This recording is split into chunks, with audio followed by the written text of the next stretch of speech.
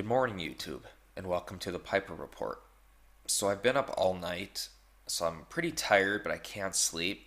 So, I apologize if I sound kind of lethargic, but this article is pretty important here, and I think we should go over it. Now, I know you see the banner up there, it says InfoWars, so I think the original contention for this, then, or the original speculation, is that this is fake news, but as we go over the article, we will see that it's not fake news. And for the most part, Alex Jones is kind of wacky.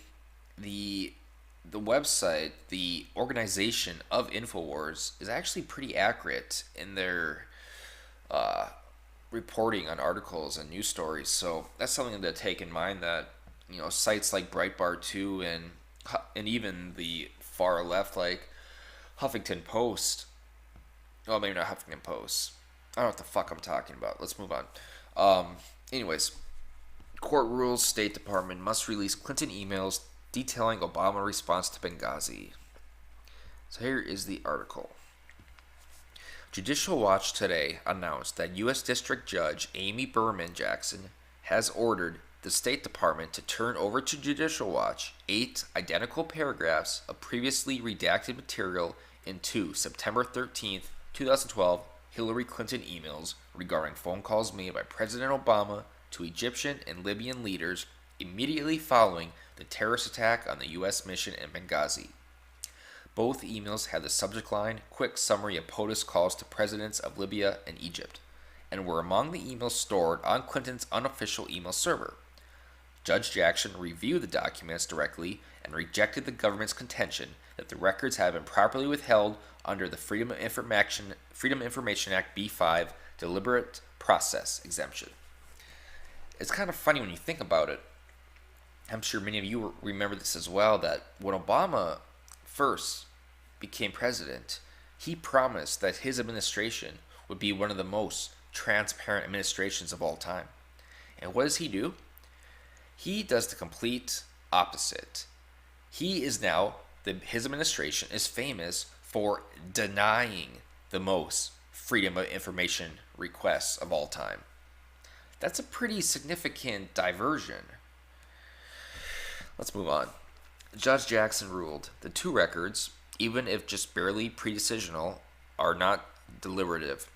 The State Department has pointed to very little to support its characterization of these two records as deliberative, and the court's in-camera review of the documents reveals that they do not fall within that category.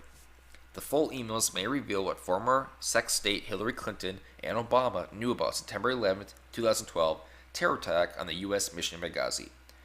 I could see this. I could definitely see this, because we know that Obama's corrupt, and we know Hillary is the queen of corruption.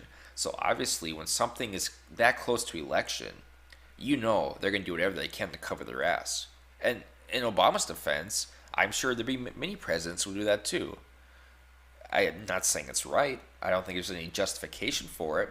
I don't think they would lie to the family members, though. I mean, what makes this story, what makes this kind of issue, this incident more severe is how Hillary lied to the widows and to the family members of those dead patriots in Benghazi. They lied about a video. It wasn't a video, Hillary. You knew it wasn't video. Obama knew it wasn't video.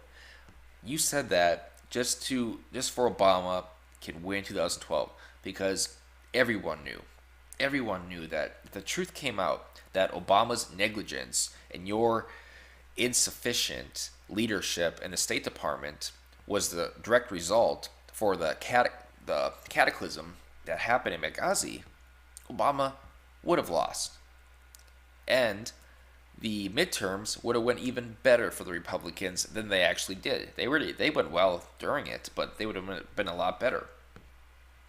So of course they did everything they could to hide their own corruption, and we know this happens every day, especially with Hillary Clinton. I mean, she deleted 33,000 emails to hide her own corruption. She had a private email server to hide her own corruption. But I'm digressing here. Let's move on. Following Judge Jackson's March 20th ruling, the State Department asked the court to reconsider. Of course they did. The State Department argued that, due to an internal mistake, it failed to claim that the emails were classified and, therefore, exempt from production under Freedom of Information Act, Exemption B1.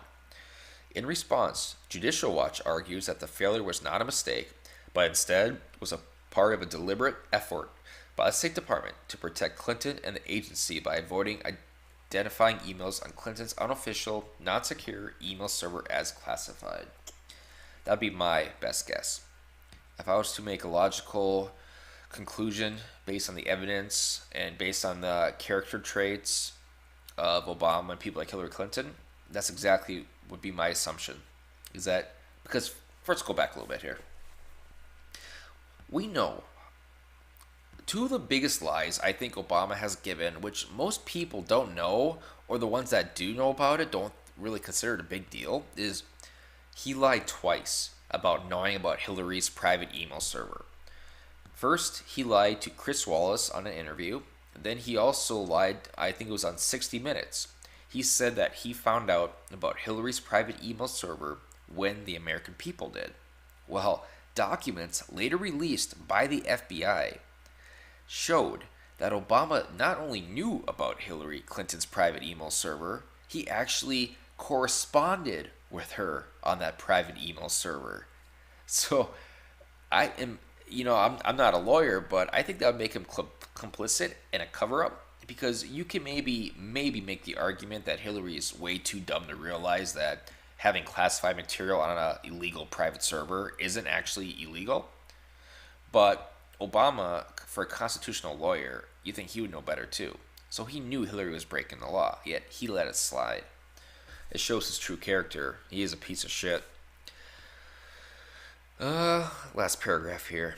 Does President Trump know his state and Justice Departments are still trying to provide cover for Hillary Clinton and Barack Obama? Said Judicial Watch President Tom Fitton. An extraordinary court ruling that could result in key answers about the Benghazi outrage is being imposed by the Trump administration. This may well be an example of the deep state trying to get away with a cover-up. If so, then the Trump administration must put a stop to it. I completely agree. We know what the deep state is. We know the deep state exists. It's not just the Council on Foreign Relations. They are primarily the ones, though, but it's people who've been in the intelligence services for years, for decades, who have connections all over government, who know the ins and outs of the departments and of the bureaucracies. And I hope Trump cracks down. But my fear is that a lot of people on his cabinet, mostly McMaster's, I guess you could say, he is friends with hardcore neocon John McCain. And I think John McCain is part of the deep state. So it's possible that McMaster's would be against Donald Trump, trying to find some kind of resolution between this whole affair here. So that could be it as well. But yeah, I thought that was a pretty interesting article.